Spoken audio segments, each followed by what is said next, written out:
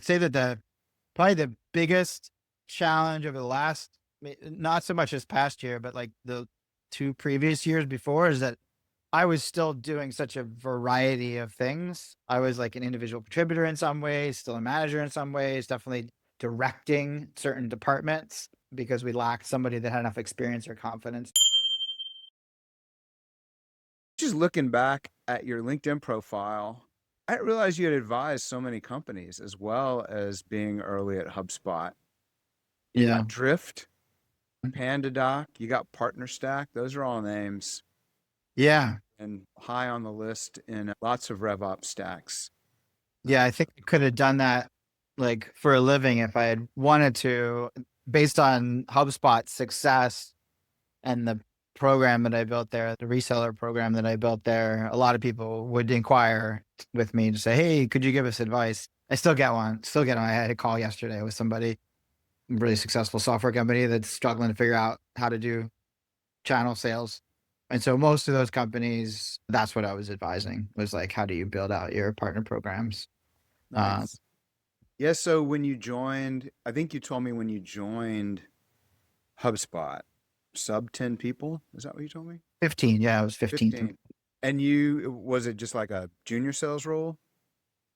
There was only one type of sales role at the time, but yes, I was an individual contributor. I carried a quota and Closed deals? yeah, closed deal. Yeah, That was the role. exactly. On calls as many hours a day as I could. Yeah, it was all inbound, inside phone sales. Nice. And then built it up, climbed the ranks, rang the Yeah, bell at the yeah, stock exchange. yes, all that stuff. Yeah, went from individual contributor to manager to director to VP. I was the first one to do that in New York. Most of the other VPs were hired in as VPs and did pretty well. Obviously, also very lucky and fortunate to join and have my experiences align really well with where the company was going. But yeah, quite a ride. Got to go to the listing on the New York Stock Exchange, watch the bell get run from the floor. So it was an exciting ride. Looking back now, I realize how special it was. Yeah. And this is just from my earliest days when I would talk with CEOs about the ride when they had some good success. A lot of Mhm. people would comment on how the company, there would be a lot of turnover. Like a lot of times the early employees, the company, they couldn't mature fast enough to take on some of the positions that maybe the founders would want them to take. But you Mhm. were able to ride that. I'm wondering how many of your fellow employees were able to share that journey with you and Yeah, rise as the company rose. a lot. HubSpot had a culture of promoting from within. And so there were quite a few people that started either as individual contributor or managers and rose through the ranks, especially I'd say for the first 6 years. I think we were still a small, scrappy startup. We were selling to SMBs, which wasn't cool back then. And I don't think recruiting like experienced executives would have actually been that easy for them. I wasn't the one doing it, but for the most part, we just built this culture of come in and it's pretty, I think the right word is egalitarian. Like you're basically going to do if you do well and you'll have opportunities if you do well. There was also still a very, I say, an entrepreneurial approach to running the business where we were given opportunities to just do things that we thought would make sense for the business. And if it worked, we were given the opportunity to explain why it worked and how you could do it even better if you had more resources. I was one of the first ones to do that at HubSpot, where Brian used to say, go from like nights and weekends project to alpha to beta to built into the business. And so when I started the partner program, I was just an individual rep. And I realized that I could turn some of these marketing agencies into resellers and help them a lot in a significant way as we did. And so I just started doing that as part of my job. And they were a little worried about it actually at first. I was told to stop doing it by some people, but then the numbers really started to look amazing. I was doing significantly higher productivity than the rest of the salespeople who weren't doing that. And then I was invited to say, "Hey, you must be doing something right over there. Can you come and explain it and tell us how you maybe do more of it and all that?" And so through a series of presentations, eventually I was put into a role where it became an alpha project where I was like, all right, we just want you to do this exclusively. And we're going to stop sending you inbound leads from regular companies and you're only going to work with agencies. And if you can make that work, then we'll think about how do we add more resources to it to grow it further. So it was an entrepreneurial place, basically. That is super interesting. We didn't go over that last time. So this is our second conversation about this Yeah. because the first one had some technical glitches and we've been fighting those. But I think that's really interesting because I meet so many founders who really want to be able to do things like that with their Mhm. employees. And I've Yeah. also been in situations where the company would do that, but then it just wouldn't continue. And Yeah. then the Yeah. contributor gets bored and leaves. Right. Yeah. We had this system set up where every quarter for any of those programs, there would be a review. So I would put together a presentation on what we did, what our numbers were, why I think things are working, where we're struggling. And that was my opportunity to say, hey, I need this part of the org to do things a little differently, or hey, I need this resource if you want me to continue growing this, or hey, I have a problem and I don't know how to solve it and I could use your help. And so there was these review meetings. All the VPs would be there. Sometimes in the early days, Brian and Dharmesh would show up to those meetings, and we that would be the opportunity to just continue on and have engagement and support from the rest of the management team in the org. That's fascinating. So who made the decisions about those resource allocations, or was it just once you showed other groups, hey, we're getting these results. If we could just have X, Y, and Z from you, Yeah. we could get these other results. And they just leaned in, or was it there was an Early days, it was Brian making most budget decisions. Brian Halligan was a CEO. So if we wanted to add headcount somewhere, we'd have to get his buy-in. It was pretty easy to convince him to add salespeople.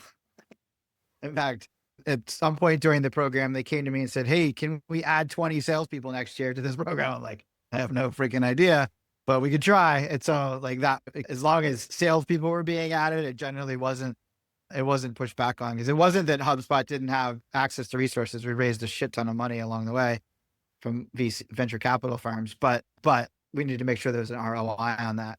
And that one was an easy one. If we could stack reps and they could continue at the same productivity, then that's a no-brainer decision.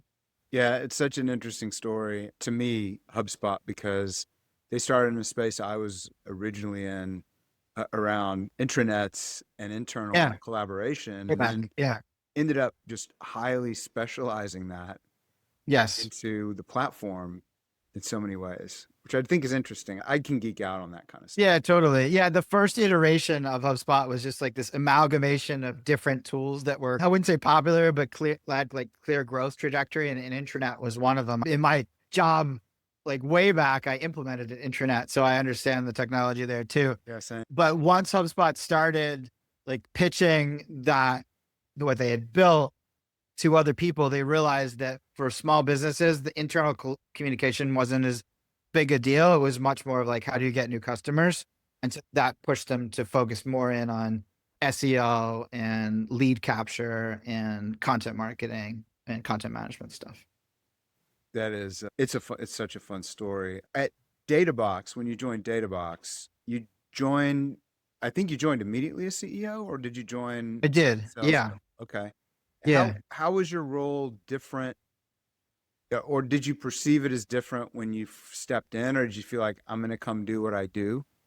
What was the difference Yeah. in Well, I had Databox? started before I joined HubSpot. I had started a software company with a bunch of buddies. I was mid 20s, so we didn't know what the hell we were doing at all. But I wasn't afraid to lead something. Built a lot of confidence at HubSpot in my knowledge of building SaaS companies specifically. And then because of what HubSpot does with marketing and sales and the reputation they have there, I felt like I learned from the best and got a little mini MBA on sales marketing, et cetera, for SaaS companies. I was actually going to start something again. I started meeting with some venture capital firms, and one of them, TJ Mahoney, said, hey, you got to meet Davin Gabrovets, who's one of the founders of Databox. And I said, oh, I'm not really looking to join a company. And he said, I was looking for a CEO, and some of the stuff that you're talking about doing is closely related to what they're doing. And so I ended up meeting with Davin, and rest is history. We ended up joining, and been here 8 years now. Nice. Have you seen your role and what you do as a CEO? Has that changed from kind of day one to now? Because you guys Oh, have yeah, gone drastically. quite a Yeah. revenue uptick. So I can share a little numbers just to give you some context. But when I joined, we were doing about $50,000 of annual revenue. So like zero, almost zero revenue. They had raised $3.8 million and built, the founders had, and built out a management team after that. But their original kind of product idea and market selection just didn't scale. They had, before they raised, they had made like $500,000 in that first year, but all those clients canceled basically.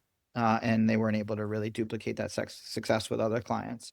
And so they had just pivoted to focus more on working, helping small businesses.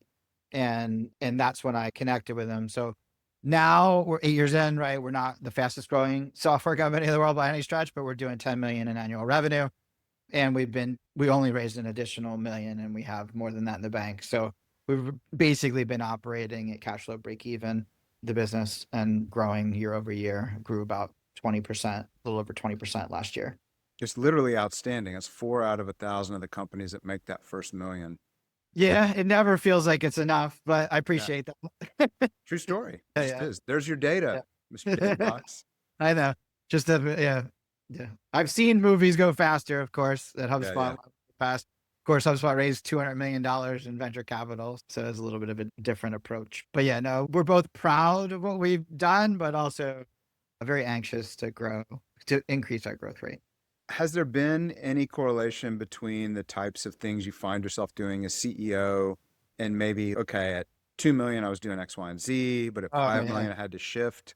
And now at 10 million, Yeah, I it's, feel like my job changes every 6 months for sure. When I joined, I was an individual contributor really at Databox. Like started over there were 12 team members, 11 of which were engineers or designers working on the product, and then one person working in support. One junior, pretty junior guy at the time. He's been with us now for 8 years, so he's more senior now. But so it was me and that guy, and we were like, all right, I got to figure this out. Luckily, because of my experience and contacts, with HubSpot, I was able to actually just make some sales directly from people that knew me already and trusted me.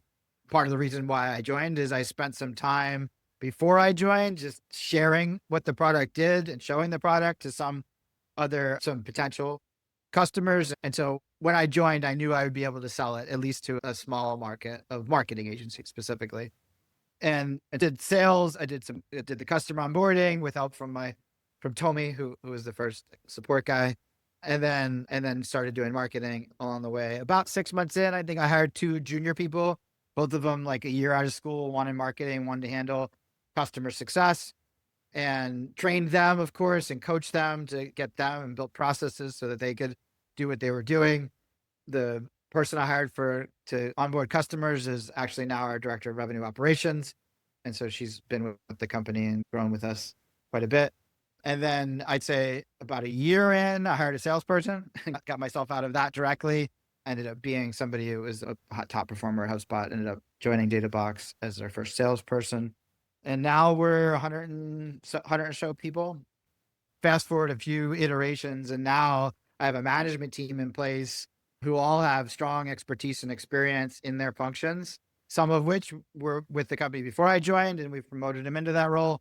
And some of which, including the VP of marketing, VP of sales, I just hired 6 months and then 12 months ago. So I've pulled myself out of the day to day. I still am very active in thought leadership type content marketing to help us grow the top of our funnel and engage our customers, engage our partners, gather feedback, etc. But for the most part, I'm out of the day to day operations of the business and they're fully running their functions. yeah. And so today, I don't remember if this was a post from today or I happened to see it today, but you're talking about the Yeah. disappointment with how much content is AI generated. Yeah. And what I really admire about your content is it does read like a business diary, which I saw in another post. Yeah. Think about it. It's not so introspective that everybody can't relate, Sure. but Yeah. it's unique. There's a unique aspect to it. Whereas here's what I'm observing, here's what I'm seeing with our clients. You really commit to that. That seems like a lot of, Yeah. I just know really from my enjoy own. it. I really enjoy it. I joke with my team and my wife. I'm like, if if I were going to do something else, I'm not. I have no plans to leave Databox. We're doing well and I'm having fun. but I would just write.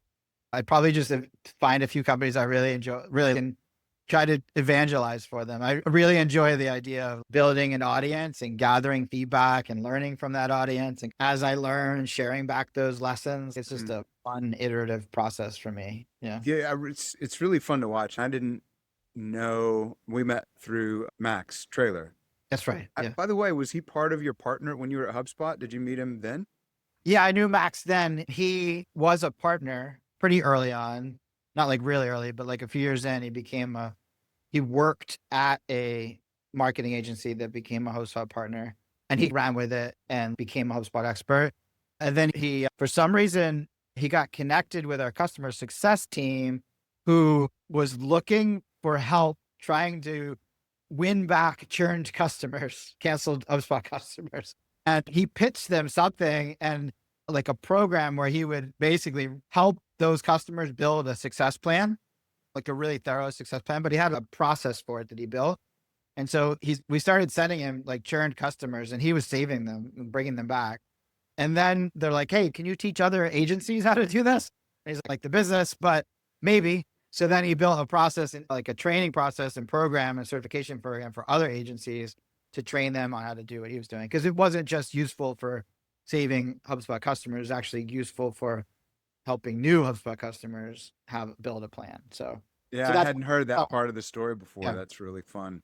yeah, Okay, that took me off of three other interesting points. Oh, I was talking about the content. yeah, I content. think, and I'm just going to call this out because for people who watch it, I talk with people that do it, and I feel like it does take time to find your voice and relax into it. You're one of the most approachable humans I've met, and I've met a ton. And I find I do gravitate toward the approachable folks. I Sure. meet so many people that are like less success than you have, whether it's with Databox or whatever, and I don't know, man. They're acting like they own the world. Yeah. They're Yeah. doing I don't know, it's a different vibe. Yeah. Whereas you're delivering value. Yeah. There's a humility about how you deliver the value, I think, which is the unlock for delivering the value. Do you like sit down and have time where you think about putting this out? It's tangential for me, but now I'm really, No, it's almost like more of a compulsion or an addiction, almost like as I go through my day or like when I'm in the shower, I'm thinking about something and actually wordsmithing posts in okay. my head. And if I'm doing something else, I don't stop what I'm doing and do that, but I will jot down and come back to it. And then usually I'll have a lull between meetings or sometimes I'll take a day and go through my notes and like bang out a bunch of stuff. But no, it's much more of just like a compulsion that to share. I think it Um, does go back. I don't remember who talks about this a lot, but there's a lot about writing gives you clarity of thought. yes. And if you want to be a better leader, clarity of thought is one of the top skills. Yeah, Um, no, it definitely helps as far as leading my team. It's funny, the VP of customer success said to me once, sometimes I don't learn about how you're thinking about something until I read your LinkedIn post. I'm like, I probably should change that up a little bit, but yeah, no, it definitely helps me communicate internally with clarity, almost arrive at that clarity. Because if I just jump on a call with someone and start talking about it, I know they're not receiving everything that I'm trying to say, and I know I'm not getting it out as efficiently as I could. so as you've been growing, whether it's up through the ranks at HubSpot or here as the CEO of a growing business, are there any frustrations that really stick out along the way? Gee, when we got to this number of people or this revenue, this thing really started to stress me out. We had to Mm, solve for that. And then at the next level, this other thing. Are there kind of hallmark frustrations you've experienced? yeah, I feel like I live in a constant state of frustration. Sure. There's so many things in any business to try to solve. So yeah, I think the initial thing was just like, can we find product market fit? And I'd say that maybe took us 6 months to a year, which I think is not so bad, but that was definitely a challenge in the early days. The next one was like, all right, now that we know this specific customer segment works and would buy, like how do we get in front of them? So figuring out the start of our marketing was really key and definitely a stressor. I'd say that probably the biggest challenge over the last, not so much this past year, but like the 2 previous years before is that I was still doing such a variety of things. I was like an individual contributor in some ways, still a manager in some ways, definitely directing certain departments because we lacked somebody that had enough experience or confidence to figure out the Right, right. structure for that function. Super Uh, common, by the way. yeah. So that's when you're like 8 or 9 million? 7 probably. Yeah. Okay, yeah. 7, That 7 really million. fits with what I see. Yeah. Is it? Yeah. Because at that point, it's okay, can we hire? Is it time to hire somebody in? We don't have anybody right now, so I'm going to roll up the sleeve. Yeah, that it was like constantly, should I spend money on this individual contributor that I know it can move the needle, or should I go and or the 3 individual contributors that I can know move, or should I hire somebody senior that can run it? And so I think it's really hard to make that financial decision to say, yeah, I'm going to spend a good amount of money building a management team or not. I would love to hear what you think the answer to that question is, though, Yeah. around that inflection point. How did you I didn't solve do for one it? at a, I didn't do one at a time. Like I didn't do them all at the same time. We prioritized who we'd hire first. Yeah.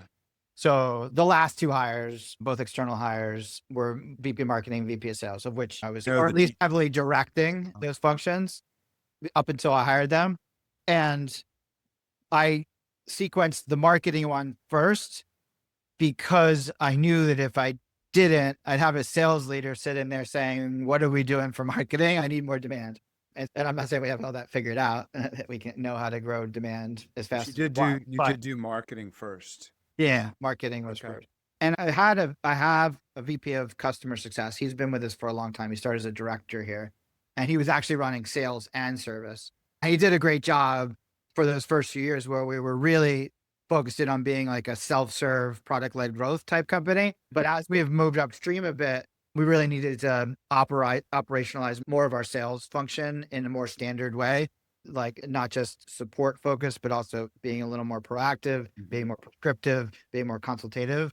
And so I knew that I needed at some point a sales leader, but it was more about like how urgent is that versus getting someone in to run marketing. And so I now have somebody running sales, and he's been here for 5 months, and we're making progress in terms of where we want to go. But I think it was the right sequence: marketing and then sales. I think that is really valuable for a lot of people because it's a debate that happens Yeah. inside of companies, and you've got the sales background. I think it sounds like you augmented that with how you market. And you've Yeah. got a marketing background as well, but Yeah. sales is maybe the thing you're known for. Yeah. At a company that a lot of people think of as so marketing focused. Yeah. And then here you are with that expertise, being in the CEO led, that's those stages between 1 million and 7 million, as you said. Yeah. And so your perspective on it, which seems to have worked, it sounds like, is first I'll get marketing, then I'll get sales. And even though these are 2 things I'm comfortable doing, it's Yeah. time. Let me bring in marketing first and then sales. Yeah. Yeah, no, exactly. There was things in marketing that we wanted to do that I didn't have expertise in too. Like we started spending a lot more on advertising, and I had no expertise really in how to do that. I could guess and figure it out, but figured that we get faster by hiring a VP that knew that stuff and knew how to do that stuff. So yeah, but that's definitely the sequence we went. But it's not that we didn't have marketing; we had marketing. Oh, I get that. Yeah, nothing I should say Yeah. should take away from that. But Oh, I think no. everybody, Yeah. I think people know because you've got a great reputation, even if I wasn't aware of it until relatively recently. Sure. All my marketing friends were like, oh, yeah, wow, I know. Yeah. So there's a presence. Obviously, you can sell, obviously, you can market. But the reason I'm harping on this is I think it's interesting because all of us as CEOs or founders, there's that moment of if I want this to grow, I've got to stop doing the work myself. Yes, no, that was definitely a thing. And yet I knew that. I've always known that, but it just comes down to priorities and where to spend money and where not to spend money. And I think for us, at least, we needed a large crew of individuals executing the plan in order to build this business. It's complex products, difficult to sell, difficult to market. And so bringing in the people doing the work was a little more important early on, I think, than bringing in the leaders to lead it. Sure. And blessing and a curse that I could do it. And no, I'm not saying I did it alone. There are other people in the team that did a lot of work, but we're at this stage at 10 million just felt like the right number in SaaS land. They say that like when you're in 10 million, like you have real business, you're not going anywhere. You might not get to 100 million, but you have a good chance of getting 100 million at that point. And it just felt like, all right, if we are serious about going to 100 million, we need to bring in some other people to, at a minimum, just for bandwidth. Even in But even in also other people professional that bring in go ahead. different experiences. Even in professional services, I've seen of, Mhm. I had a couple of clients that have had a great run, Yeah. getting from 0 to 50 million, hundreds of millions. Yeah. But the thing that seems different to me is the founders and or CEOs are intentional about pulling themselves out of things and then riding maybe is the wrong word, but Yeah. making that intentional leap. I'm not just going to be me with a hub of helpers. I need to create a leadership team and grow here. Yeah. Yeah. No, totally. So I know you got a family, got a growing business. Do you have tips that you've used like when you to find a balance between, oh my God, there's so much to be done, and I have these other things going on, and I want to make sure I'm making the biggest impact? Yeah. This is a struggle. I think in a growing business, there's always the tendency to say, hey, we could be doing this too. And this would help us grow. And there's probably a long list of things that we could do that would have an impact. There's no doubt about that. But I find that at our size, the more we try to do, the less we do it well. And we're sacrificing our ability to execute on anything by doing too many things. And so we're big advocates or big followers of kind of the OKR model, where we try to identify the things that we can do in a year that will make everything else easier and focus as many resources on those few things as opposed to trying to do everything. But we struggle, right? It's like we don't always hit the targets that we set for ourselves. And then it's what else can we do? And we have this conversation all the time. And it's really hard to stay focused or to avoid distraction, I should say, on other things that could work when you're doing those things. But what I find is when we do revisit the most important things and think through those things and how we can either recover from a missed target or even double down on what we've learned so far on that thing, that like that is always a better use of time than asking ourselves, what new thing could we do that might help us get where we want to go? So that OKR process has given us that kind of structure to decide on what those things are in the beginning of the year. What is your number one goal for this year, if you can share it? Yeah, sure. Objective. I'm going to go with objective instead of goal, if that's okay. Percent. Yes. Okay. I know you know the difference. Most people probably don't. But with the objective, the thing that we are really focused in on is better attracting, serving, monetizing our mid-market customers. That's our number one objective. What we found is that our best customers are in that mid-market, and there were a bunch of unmet needs that they were either living without or moving to another product or using another product alongside ours in order to satisfy. And so we made the big decision really about 2 years ago to start investigating this. And then this year we made the big decision to say, this is going to be our big focus for the year, is building out this new functionality that firmly puts us in the business intelligence software space, where we are enabling our customers to do much more sophisticated analysis with our product. And so that's been our biggest focus. It allows us to increase our price, sell more of our higher end or higher priced products, allows us to make a more compelling pitch for our partners to resell our product, because there's now stronger value and more implementation effort required.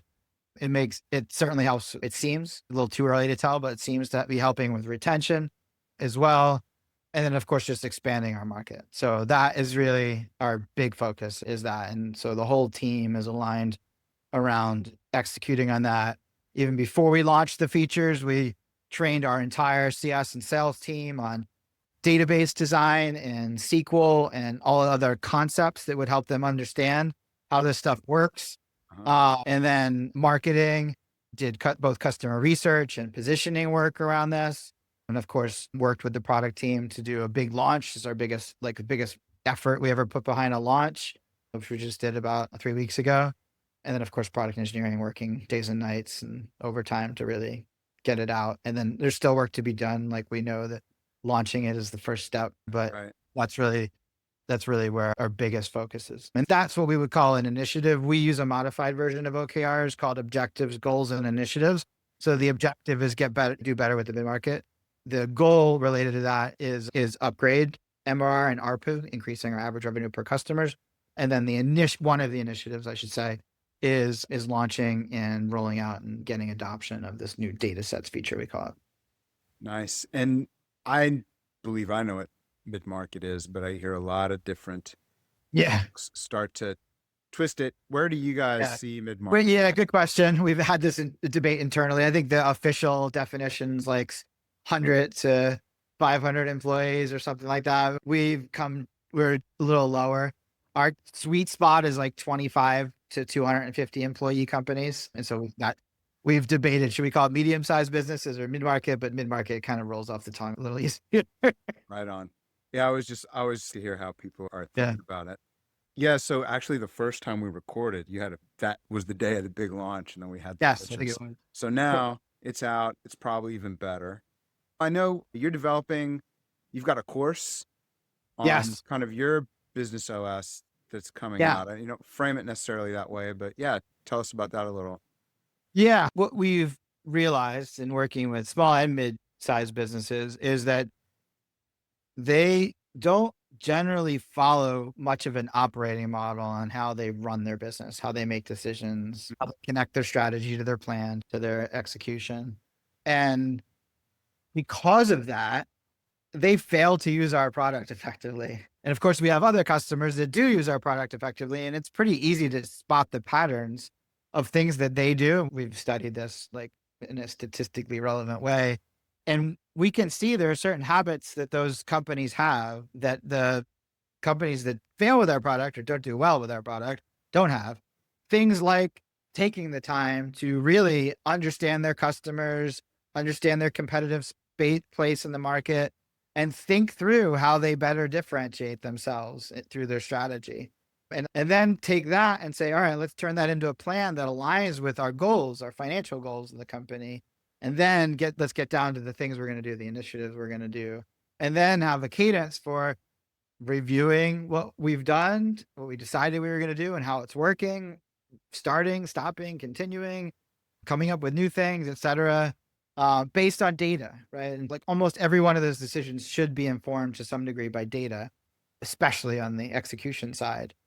And so what I've been working on is a course. I hope to someday turn it into a book, but a course that does that. It helps people go from strategy to planning to execution, to adjusting their plan, to building systems that help them repeat what's working, and then ultimately so that they can scale their business. And when I say scale, I mean grow your revenue without growing your costs on a per unit basis at the same rate.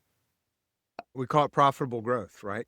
That's what we. Yes, profitable That's the growth. holy Yes, grail. yeah. I'm calling the course tentatively predictable scale. There's a bunch of functionality we've built and are building in the product that leverages AI and data science that helps people make some of these decisions. For example, we have a tool we're developing now. We've released an early version of it, but the next version is going to be awesome, where a customer can go in and say, here are my goals, and then here are all the metrics that I think impact that goal in the business. So you could go to the revenue and you could work back all the way through retention and sales and marketing, et cetera, and see the relationship between those metrics and see how well they're correlated. And so that's one exercise that every business should do, which is really actually hard because you generally have all your data in different systems. Doing the math to figure out correlation is not straightforward. And so we're building this system which will automatically help people do that. And so we're building all these functions into either the planning process that we recommend or the execution process that we recommend for our customers to follow. And so it'll leverage data science and AI to help them make smarter decisions more quickly. So that's the genesis or the reason for us, one of the reasons for us to build out this methodology, this course.